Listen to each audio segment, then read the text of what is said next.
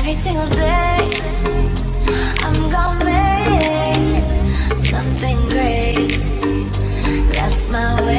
متتبعي القناة لبنيتا شانيل، اليوم غادي نشارك معكم طريقة تحضير بيبي اللي كنرافقوه مع واحد لاصوص على الطريقة الأمريكية اللي كيقدموها في عيد الشكر في أمريكا. التحضير ديالو سهلة جدا وفي نفس الوقت كيجي لذيذ وفتي كما كتشاهدوا في الفيديو، رطب جدا. الا كنتو باقي ما اشتركتوش في القناه نزلوا دابا اشتركوا في القناه وفعلوا الجرس باش يوصلكم جديد دائما، وما تنساوش تضغطوا على زر اعجاب وتبارطاجيو الفيديو مع الاهل والاحباب لانني محتاجه دعمكم. دابا ندوزو لطريقه تحضير الوصفه.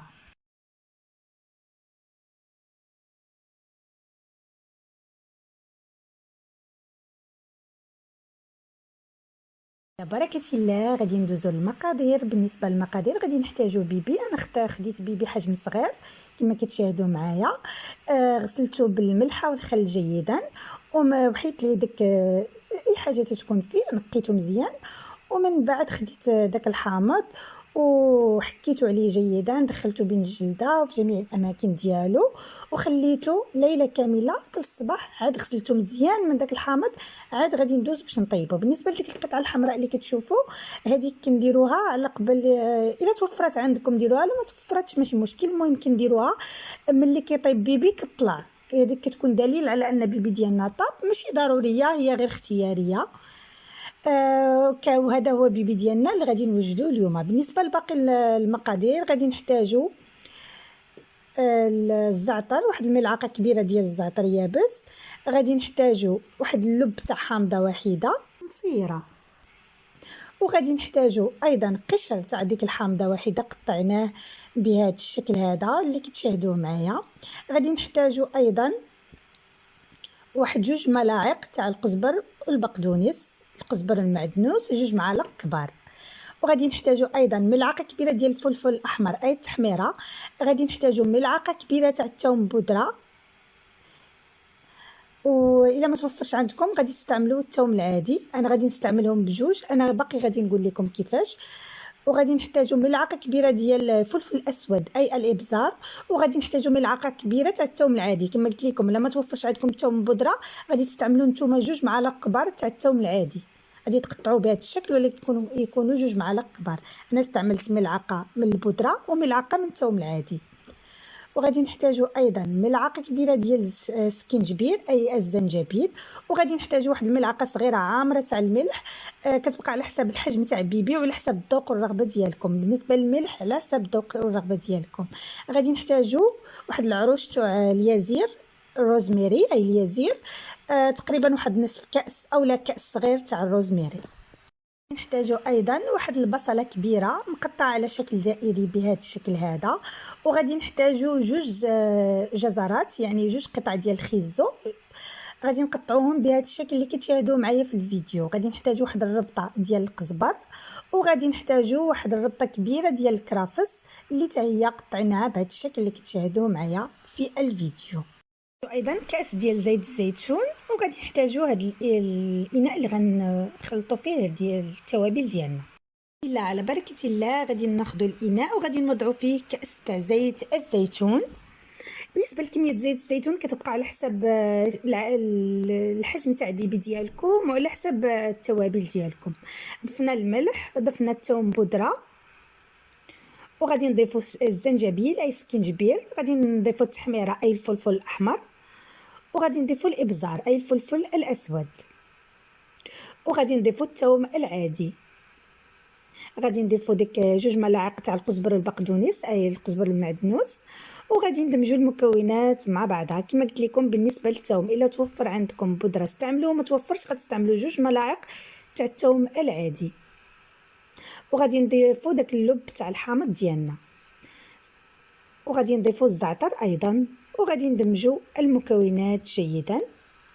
دابا غادي نضيفوا القليل من زيت الزيتون. كما قلت لكم زيت الزيتون تيبقى على حسب الكميه تاع التوابل ديالكم وعلى حسب الكميه ايضا تاع بيبي اللي غادي تطيبوه.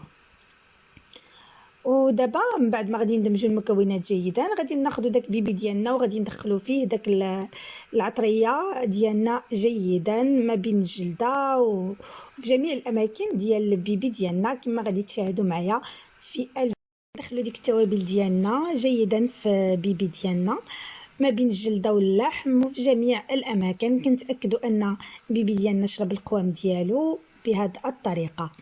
المهم اللي بغيت نقول لكم انه هذه الطريقه هي على الطريقه الاجنبيه اليوم قدمت لكم.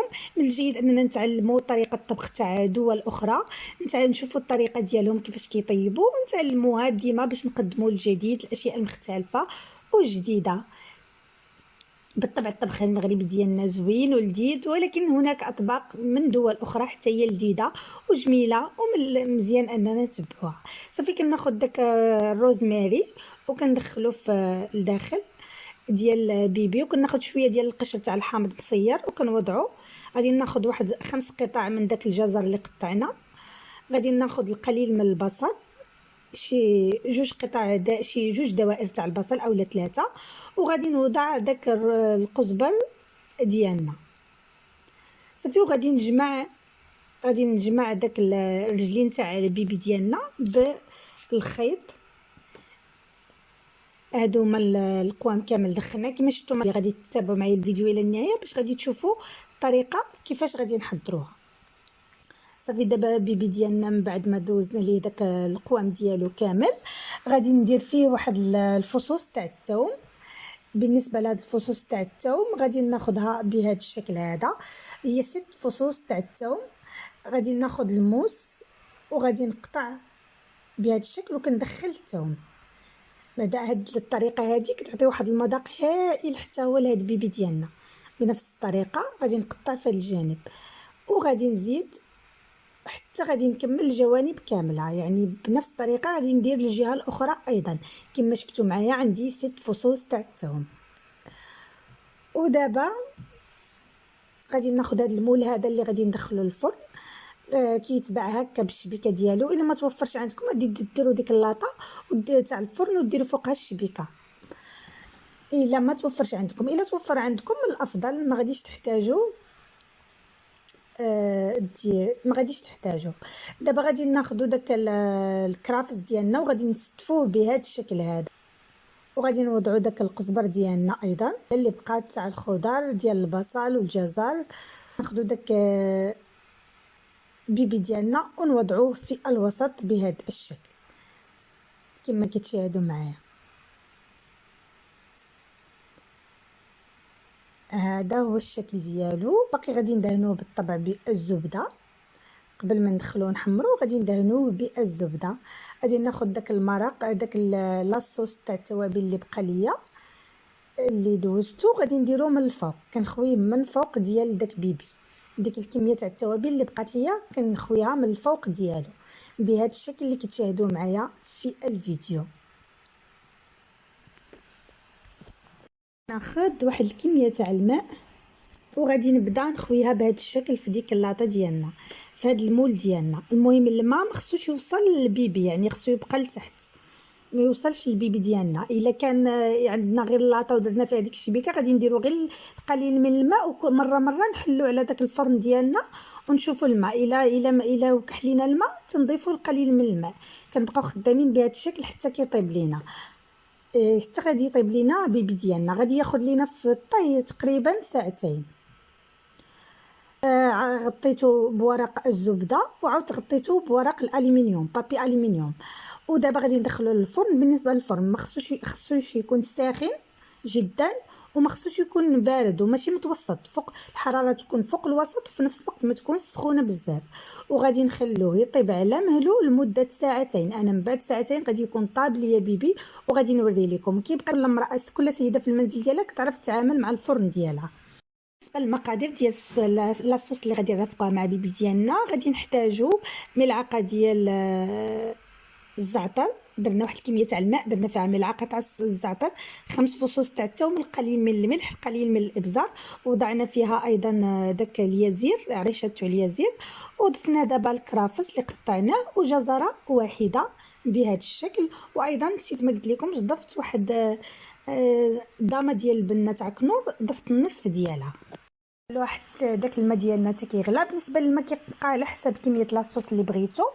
كما كتشاهدوا انا هذه هي الكميه تاع الماء اللي ضفت. باقي غنضيف لها داك العنق تاع بيبي. كما كتشاهدوا ضفت داك العنق تاع بيبي اللي حيدناه من البيبي ديالنا قبل ما نطيبوه، خديت داك العنق ديالو وضفته وغادي نخليه يغلى ليا جيدا كما كتشاهدوا. من بعد ما كيطيب ليا داك بيبي ديالي، عفوا داك لاصوص ديالي وتيطيب ليا داك العنق، كنصفيه، كناخذ داك بيبي والخضر كنصفيه وكنخليه غير داك المرق فقط.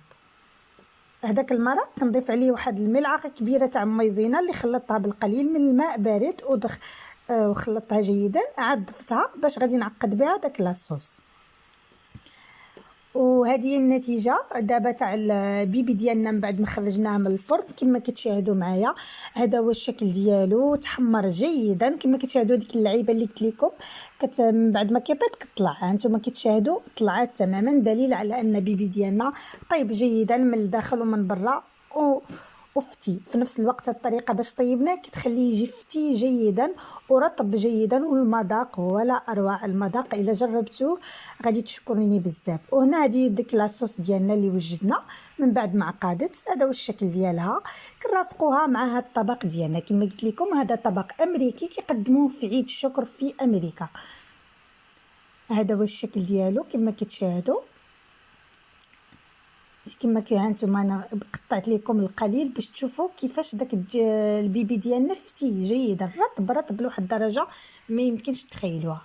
وهذا هو الشكل النهائي ديال البيبي ديالنا. الى عجباتكم وصفه اليوم والوصفات اللي تنقدم لكم، من فضلكم دعموني وخلوا لي تعليقاتكم اسفل الفيديو، تعليقاتكم ملاحظاتكم، وضغطوا على زر اعجاب وبارطاجيو الفيديو مع الاهل والاحباب باش تدعموني انني نستمر وما نحسش بالاحباط ونوقف الفيديوهات اللي سنقدم لكم.